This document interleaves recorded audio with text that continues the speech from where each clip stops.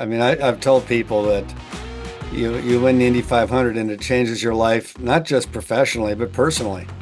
And there's no doubt that, yeah, my life was very different after winning that race. I mean, God knows. I mean, I can't even tell you where I'd be today had I not won that race. And I mean, that's the impact. So I went from never having driven a race car to running Formula One race in 4 years. Amazing. That was pretty good, I thought. Yeah. Obviously, I was, I mean, I loved race. I loved the idea of racing in Europe. To me, that's what it was all about. That's why I loved Dan Gurney and Mario and people who were Americans who were over there showing the world that Americans could be successful too. And I really think the government needs to get out of the automobile business and let the automobile people determine what's the best foot forward.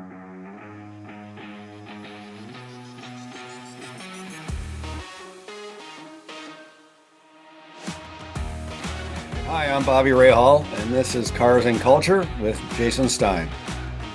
You can't go through May without taking a spin with Bobby Rahal.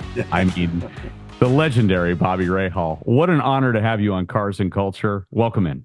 Thanks, Jason. It's good to be with you, and yeah, it's great to be here in Indianapolis in May. I can tell you that. A lot of excitement. Yeah, a lot of excitement.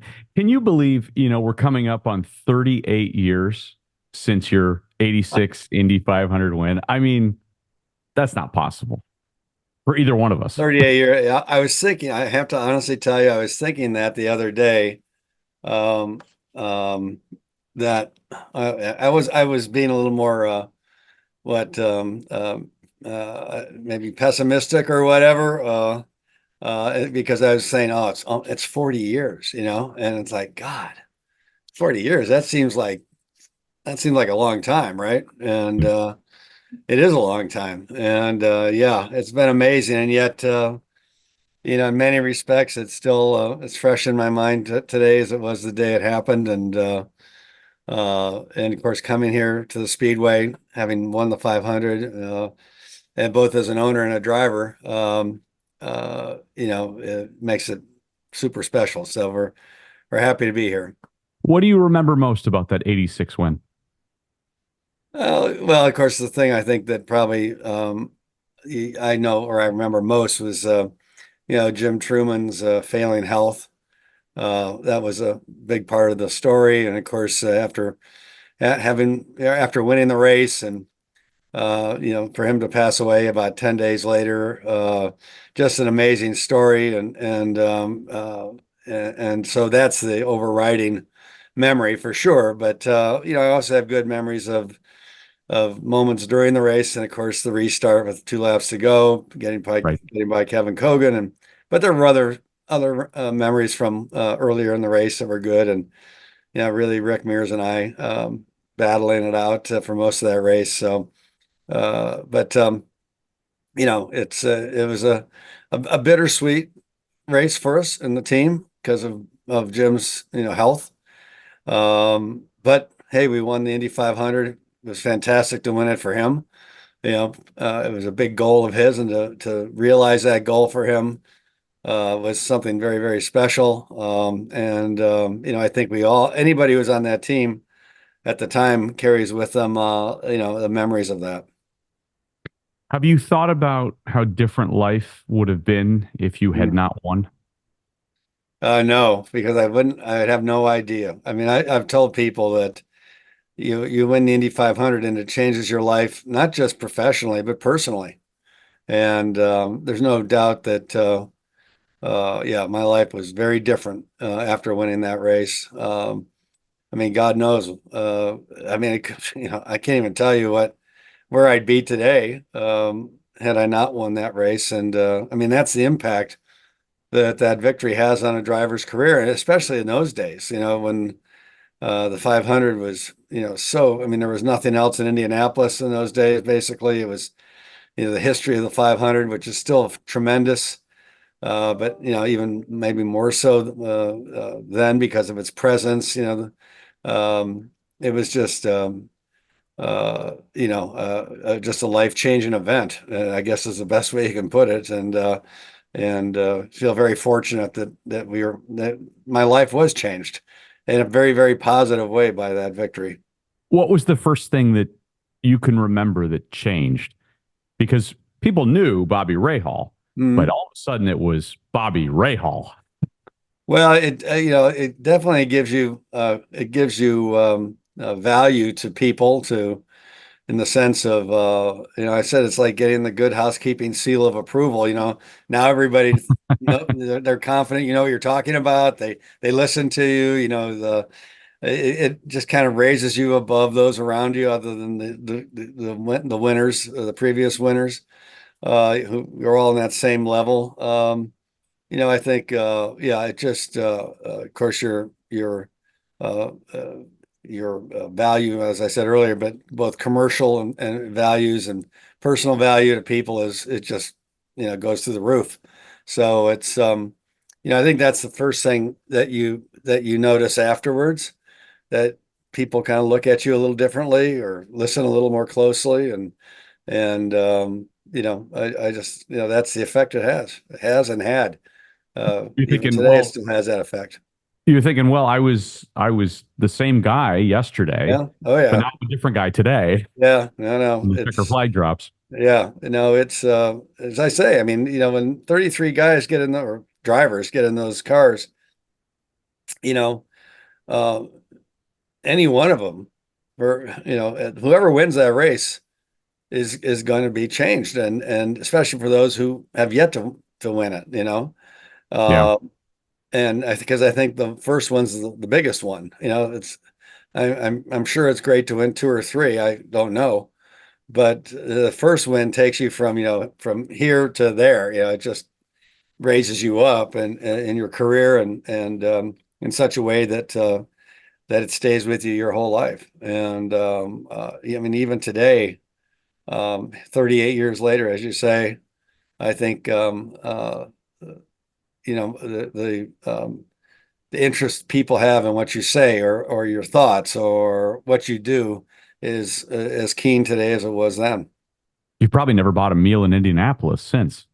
Oh no, I buy me I buy plenty of meals. But yeah, I There's don't a know. special place down I, at I St. suppose I've Elmo's for had the yeah, drivers.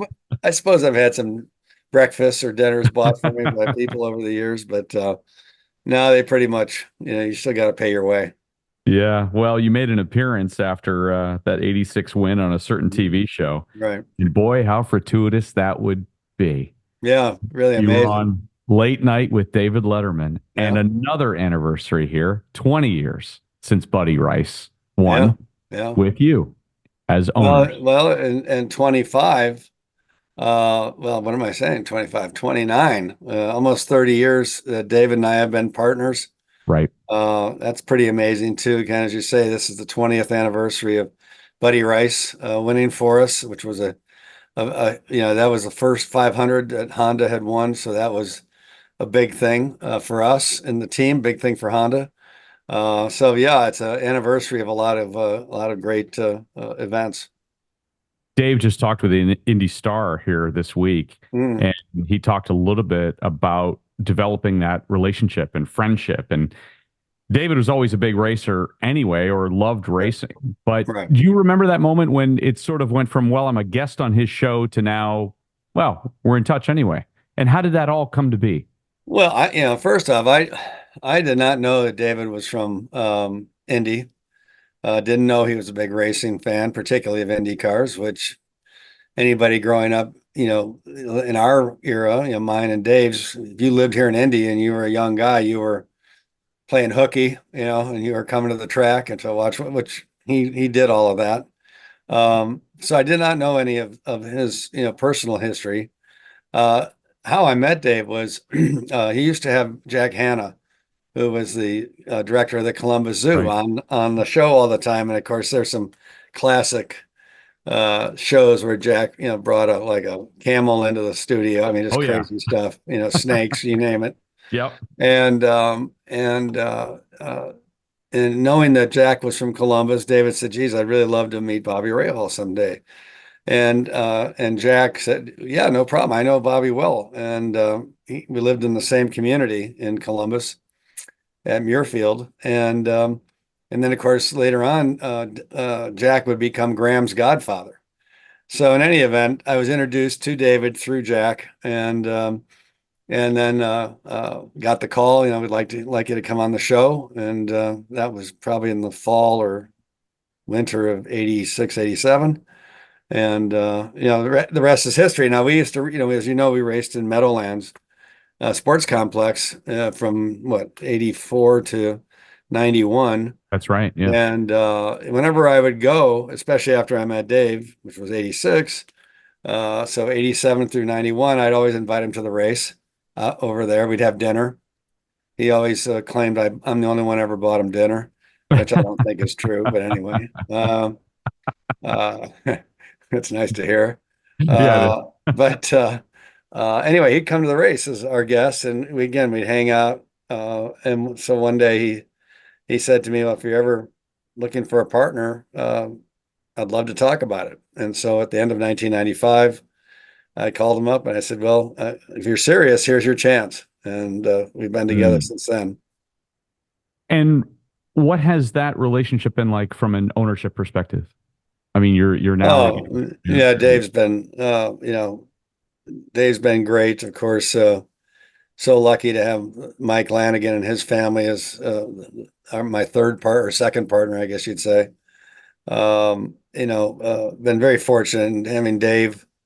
Um, Even over the years, I wish he'd come to more races, but he's busy and he's got family and he's got business interests. But he's always been there for us. He's very interested in what's going on. We talk occasionally, just mainly more about the big picture stuff in racing, or particularly in IndyCar racing. But there's a real interest on his part. There's a real knowledge on his part. He's quite, he's well versed on the world of racing. It's particularly Formula One and IndyCar. So it's really been he's done great things for the team from a marketing standpoint. We, used to always do top 10 lists for our major sponsors, That's right. which were very popular with those companies. I mean, he did a lot of stuff that was very helpful to the team in securing and keeping our sponsors over the years. So David has definitely made a big contribution. He said that, in asking the difference of what it's like to be a team owner now versus when you first became involved together, he said the difference is that there's more of your guts in it now. That's Yeah, about the best way to explain it, isn't it, Bobby? it's more of everything, right? It's more money, it's more work, and more intensity. I like that, more guts. I mean, more. Um, I mean, you're always in racing, especially if you're trying to win. You're always kind of consumed by it, consumed by the sport. It runs your life really in many regards. But I think it's even more so now. I'm 71 years old, and I think I'm working harder now than I did 20, 30 years ago. So, it is an all-consuming business, sport, whatever you want to call it. And I think he's right. I think right now, especially to win, to be competitive, the number of teams, the equality in the sport that exists today that didn't exist when I raced. Um, uh, it's just a different world, and it's a more intense world. The Rahal family, the Rahal racing family legacy. Let's talk about Hmm. that. Okay. Your father, Mike, I Hmm. mean, he kind of set the tone for the entire family, didn't he? He did. I mean, he didn't race professionally. Right. He was an SCCA racer, a weekend warrior, but and loved sports cars. I mean, my whole life growing up, um, we always had a sports car in the garage, a Triumph or a Porsche or an Alfa Romeo or whatever. And because I grew up in that environment, and so as you can imagine, quickly cars became my passion too. And of course, he raced SCCA from around 1957 to maybe 1977, and all through the 60s as a teenager. I mean, we went racing with my mother, my brother. I mean, it was a family affair, to speak, so to speak. And that's where the bug was planted, and that's where the passion was created. And I was a huge fan of racing, and I'm a huge fan of racing still yet today. So yeah, my father, all credit to he and my mother for inundating us in this atmosphere. And then of course, when I was in college, he had an old Lotus racing car, and that he wasn't really driving too much anymore. And he said, "Hey, if you want to get your SCCA license, go ahead." So I did, and of course, with no idea of where it would lead to. And I think my parents were always my biggest cheerleaders for well, for my whole career, really. Well, and amazing. Some people might not remember that with the start of that SCCA feeder categories that you were in, Mhm. that side of it, you eventually finished second to Gilles Villeneuve Yeah, yeah, in the 1977 Formula Atlantic Championship. yeah, And you went off and competed overseas, and yeah. I mean, you were kind of on immediately on your way, weren't you, Bobby? Well, I mean, I ran the U.S. and Canadian Grand Prix in 1978, so I went from never having driven a race car to running Formula One race in 4 years. Uh, Amazing. that was pretty good, I thought. Yeah.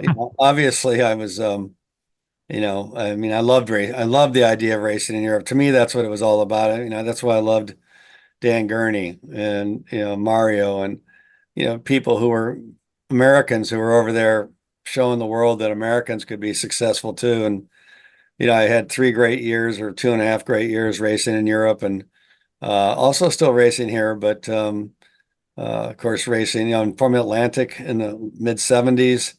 Raced against Gilles, then KK Rosberg, 82 Formula One world champion.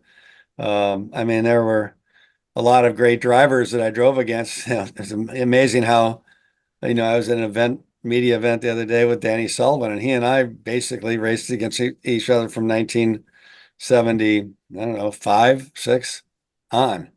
And it was an amazing experience for me. I just loved racing outside the United States, loved racing inside, but really wanted to do whatever I could. And, I had some success. So fortunately, I was able to continue.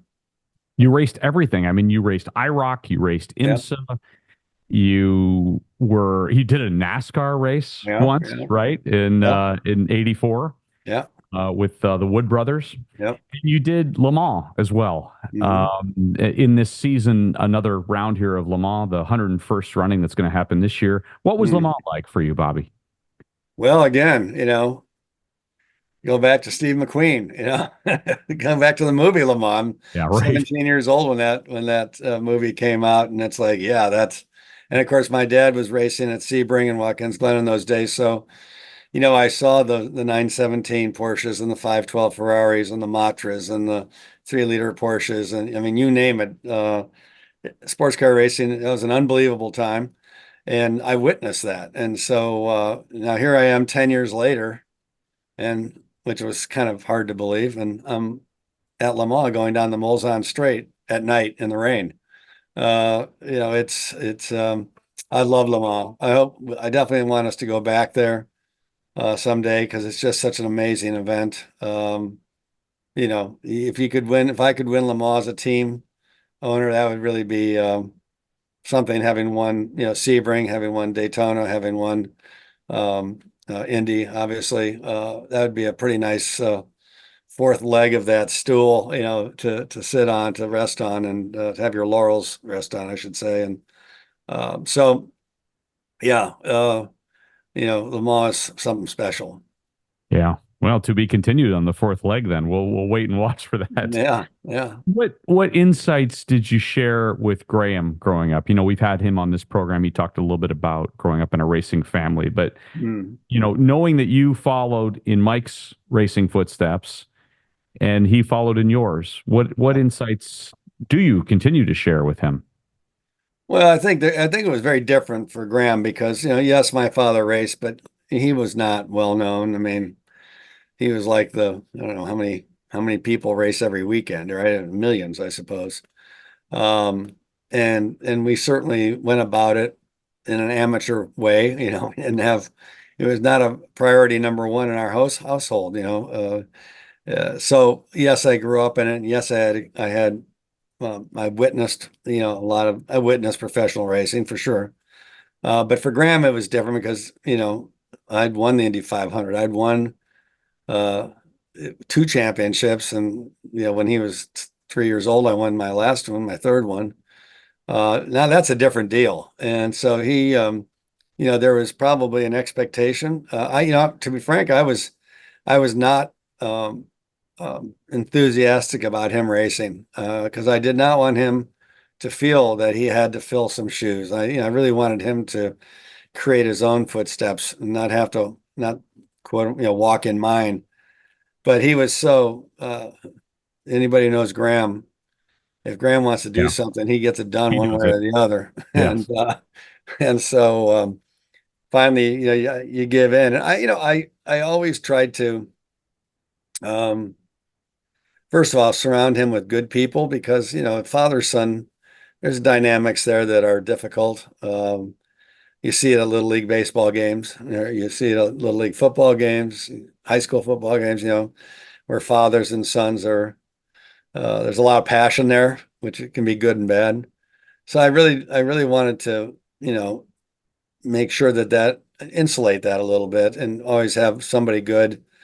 I had a fellow who was my crew chief on a number of my Indy cars, chief mechanic, I should say, and he had retired, and I sucked him into taking Graham, and going racing. And so, which was great because I was still traveling a lot. I was in Europe living for Formula One. Um, I wanted to make sure that Graham was around stable people and people that would guide him, which this fellow Clay Filson did, and still does. He's a spotter for Graham now. Here we are, what, 20 some years later. So, I think there's no question. I think if Graham had been crashing a lot and doing this and that, I'd say, hey, maybe we ought to think about something else. But, you know, uh, people forget he was hired by one of the best IndyCar teams in the history of the sport, Newman Haas Lanigan at 18 years old, running Indy cars, super young. And then going to Chip Ganassi. You don't get to those teams, and he didn't buy his way in. There was no money exchanging other than from them to him. And that's what it's all about. And I wanted him to earn the respect of his peers, and I think that was a great way to do that. And so that chain of teams that he drove for. So I've given him advice, but then again, um, I'm not sure he's asked for a lot either. So it's just kind of, it's like when he was racing go-karts, I was trying to tell him how the cart should be set up. He said, "Dad, you never drove a go-kart. How would you know?" And I probably had a point. Winning at Indy, how hard is it? It's the confluence. We've talked to numerous racers and owners on this program through the years now. Hmm. It's a confluence of events. I mean, Dave even talked about 20 years ago with Buddy, and he knew, you guys knew that Honda had a great car, that Buddy had a great car, but it was all about the weather at that point. Yeah, it was. Although, Buddy had led a lot of the race. Buddy was the dominant. I mean, that was an amazing month of May for us. We won the pit stop contest. We were on pole position with Buddy. We had two other really good cars. We had Vitor Mira, who would end up finishing fourth behind Buddy. Roger Yasukawa who ended up 10th. So we had three cars in the top 10. Um, it was, but Buddy was strong that month, the whole month. And in the race, we led a lot of laps. And of course, yeah, and the weather was threatening at the end. And in fact, it just let loose. I can't remember exactly how many After laps the we did. trophy, right? I think we were short a few laps because of the rain, That's right. but like maybe, I don't know, five or six, maybe something like that. But yeah, I mean, we didn't have they had built this new platform that would rise up with the car and the driver, and couldn't use that because there was a tornado going through the southern side of Indianapolis headed towards the track. And so we're all huddled into the new tower, which was like a bomb shelter at the bottom of that thing. And there's Dave. I'll never forget, speaking of Dave, Dave is always, he's one of those guys that always knows exactly what to say in any given moment. And, just off the cuff. And he was actually speechless. And he said at the time, he said, I haven't had a drink in 30 years, but I feel like I'm drunk. And that was the impact that that win had on him. And of Wow. course, we were all super happy for Buddy, happy for Scott Remke, who was my right hand man, who lived, breathed, ate the Indy 500 and the history of it. I mean, it was a popular win for us within our organization, let alone outside, particularly after the bittersweet experience of 1986. So, yeah, that was something else. That was a great day. Wow. Present day, you're building a monumental racing facility near the speedway. Hmm. Just that support for the future. Oh, no, who does it? I'm sorry. What does it Oh, support for the future? well, I mean, right now we of course have the IndyCar team in this building, and we have the BMW program there as based as well. So these are two major programs that we're operating. And BMW program is a very major program, and the facility really allows us to have everything under one roof, whereas previously we've had BMW in Columbus, Ohio, IndyCar here in Indy. And I mean, that's not the best way of doing things. And fortunately, Mike and I, we decided to build the building, and it's a big obligation. But I think it definitely is it's a sign of a number of things. One, that Mike and I aren't in racing just to say we're in racing. We've tried to create the best environment for our people in order for us to be successful at the highest levels of motor racing in the future. And so I think that, I certainly think that that building represents that. And I think people feel that when they see that. Yeah, it's amazing. The investment that you've put into everything. Mm. Uh, will the next generation of Rahal racer go fast? Will they turn left and right or just go straight? Well, that's a timely question too, because I saw an unbelievable picture of my granddaughter, Harlan, who is Courtney and Graham's firstborn. And she was on this picture, she was on one of those like little kiddie carts, the pedal carts. And the look in her eye, and the smile on her face, and I thought, oh boy, You get you another know, one. yeah. And then, of course, like you say, which is that going to be a straight liner, or is that one going to turn too? And God, I don't know. I think it depends on me and John Force. Maybe we'll flip. Yeah, I don't know, but yeah, right. The Rahal racer legend is well, a and the long one. Force. Here you got John. He had four daughters, and they're all raced. Poor guy Yep. never had a son, and yet had very successful daughters who drove, funny car, top fuel, you'll name it. So yeah, I'm sure that Courtney would be pushing for drag racing, and I'm sure that Graham would be pushing for IndyCar, but we'll see. We got some time yet. I've got to imagine, Bobby, when you get together with Graham's father-in-law, as you mentioned, John Mm. Force, there may be some bench racing that takes place. Any good stories about hanging with John? Not really. I mean, we have hung out together at events. I mean, we were at their place in Incline Village, Nevada, maybe 2, 3 years ago.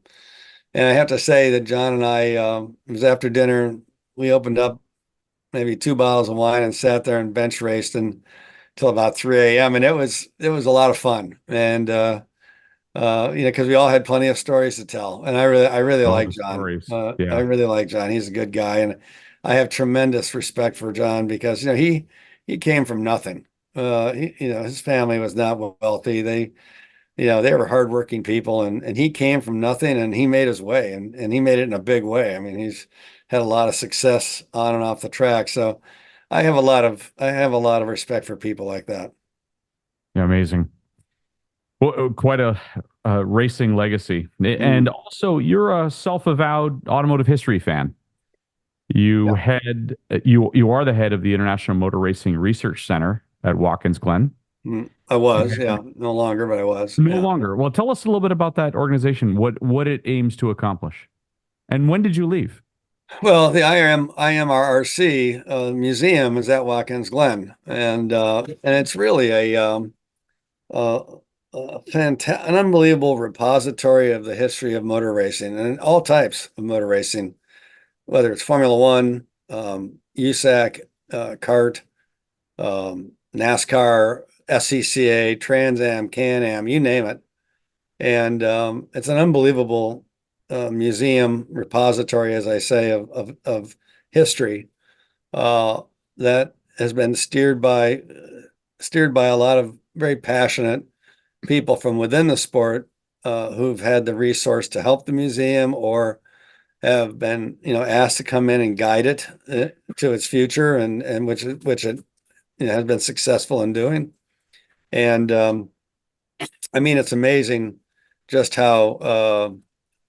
I mean, if you want a photograph of a car in 1958 that ran at Riverside, California, uh, I mean, boom, it's there. I mean, it's got the records of the SCCA, other collections of photographs and what have you from other major series. So it's really if you're the people who really probably profit by it the most are those who write books or articles about the history of the sport in one way or the other.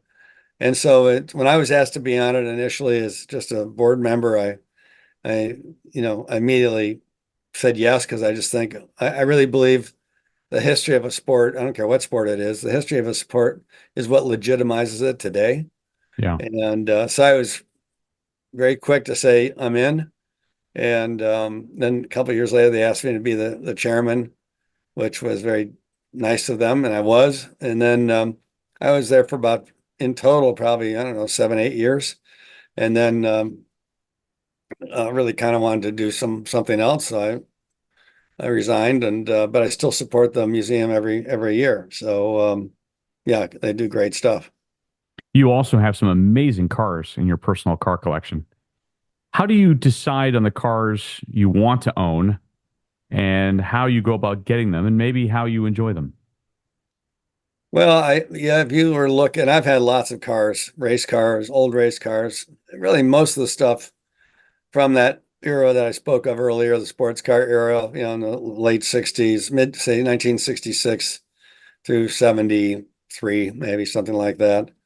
So I've had, I had a Porsche 917 at one time. I had two Porsche 908s. I had a 906, a 904.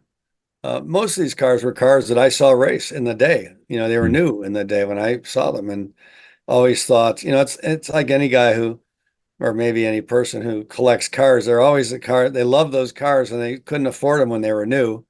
So later on in life, when they can't afford them, what do? They go out and buy that Cobra or that Stingray Corvette or Right. whatever it may be, right? And I had a GT40 that had a racing background at one time.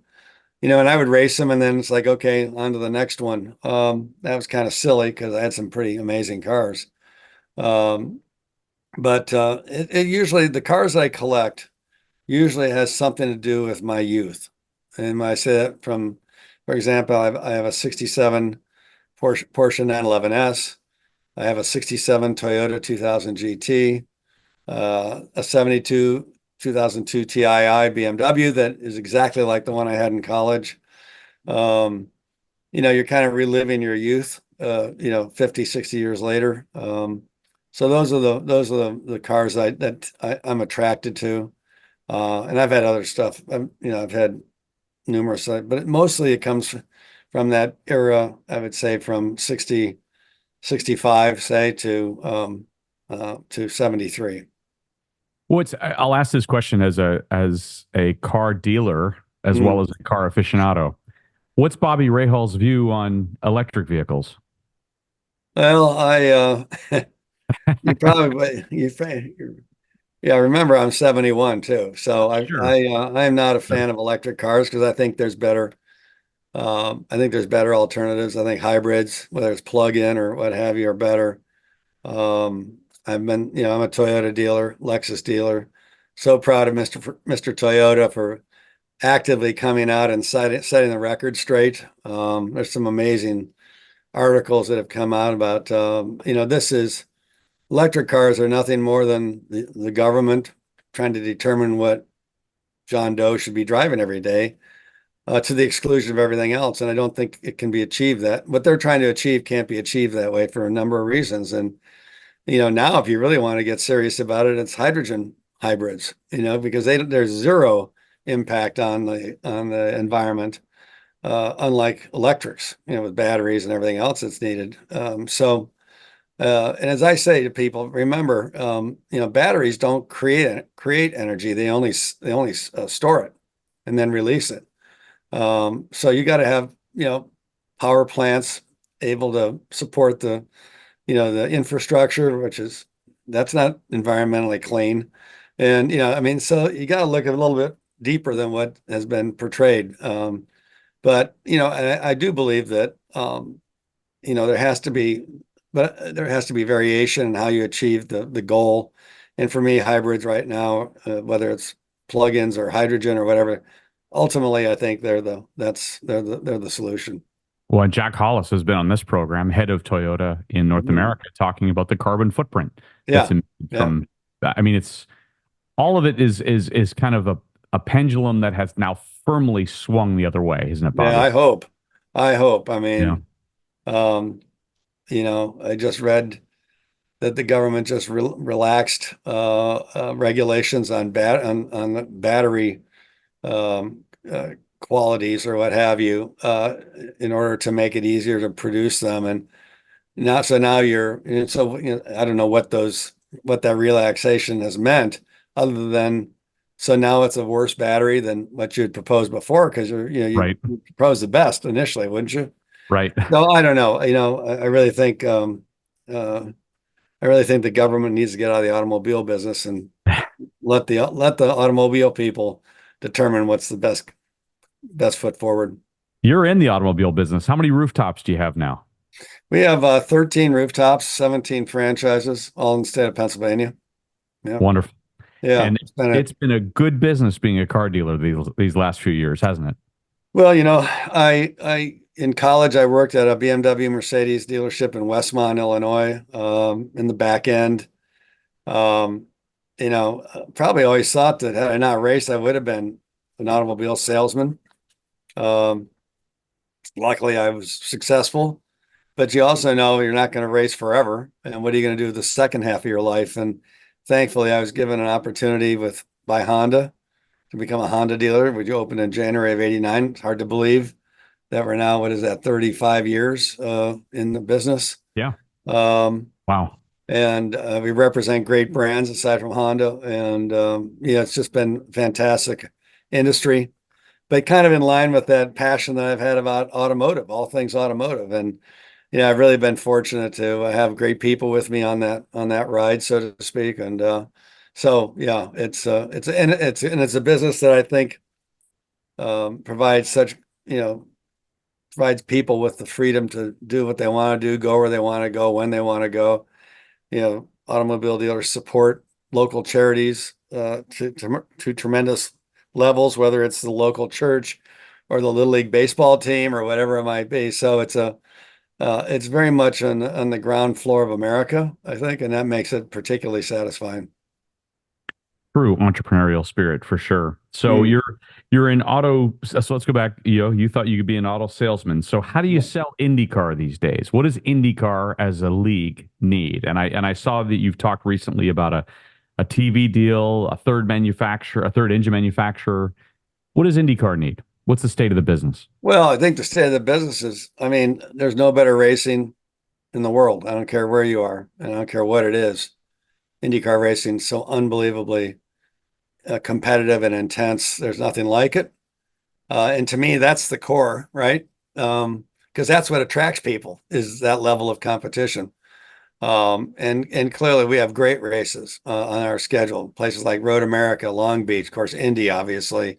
Um, Laguna Seca, the crown jewels of road racing circuits in this country, plus tremendous ovals. We're going back to Milwaukee this year. Yeah, probably my favorite ovals were the 1 mile ovals like Milwaukee and Phoenix and New Hampshire and others. The product is, I think, without question. It's yes, I think we need better TV, and hopefully we're going to get that here very shortly. We need a charter system for the teams, so the teams that can actually create value.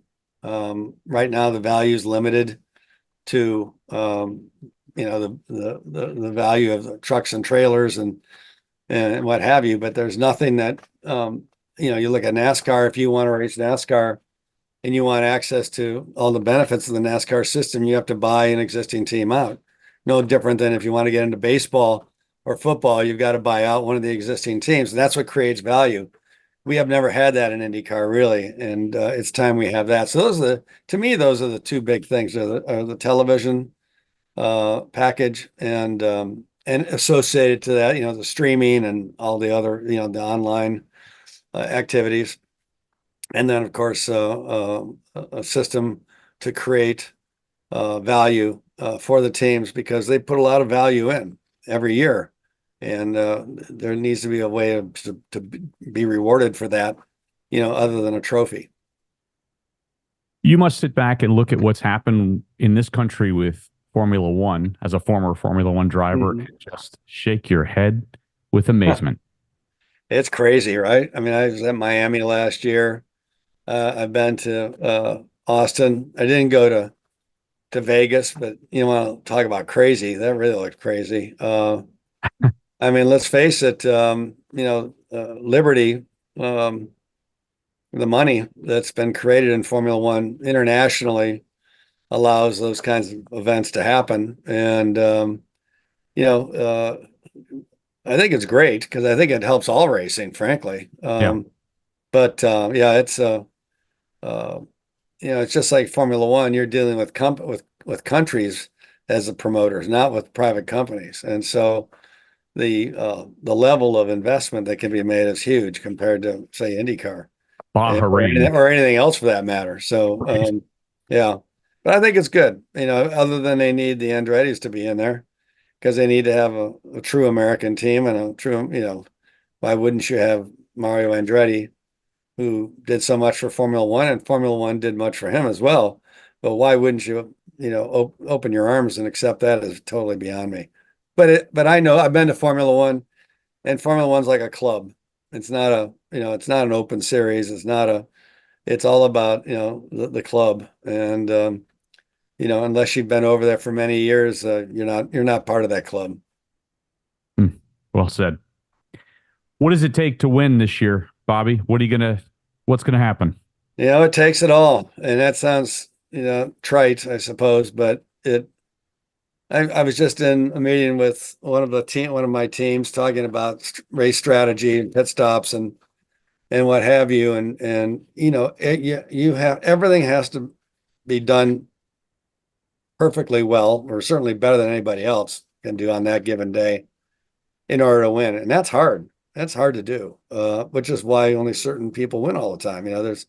It's not an easy sport business to be successful in because there's so many factors at play. You can spend all kinds of money in R&D to gain an advantage, and a bad pit stop can negate that advantage. And it's almost like, well, you just wasted all that money on the R&D side because you couldn't execute on the other side. So, I mean, the pressure, the expectation, as I said earlier, is so much greater today because of the tightness of the competition. And yeah, I mean, just everything's got to go your way. Yes, there's a little bit of luck involved, for sure, but you just gotta do your job that day. It's that simple, and that's everybody in the team. Well, wouldn't it be perfect on his 20th anniversary with you and Dave? And I'll close here with a Dave quote about you and why he stayed with you now, almost 30 years. He Yeah. said, "I was attracted to this sport and this team because of the people. You're fascinated by the cars and the technology and the ability and the strategy, but mostly I was attracted to Bobby himself. Here's the closing part of the quote, Bobby. To me, he was a different sort than what I grew up with. The AJ Foyt model. If I don't qualify my race car, let me see if I can qualify the rental that I have from the airport. That sounds like Dave. That's Dave. Yeah, that's Dave. We wish you all the best of luck. Thank you for being on the program. It's great to catch up with you again. It's been way too long, and I wish you all the best of Indy. Thank you. And good chatting with you. Great. Thank you. Take care.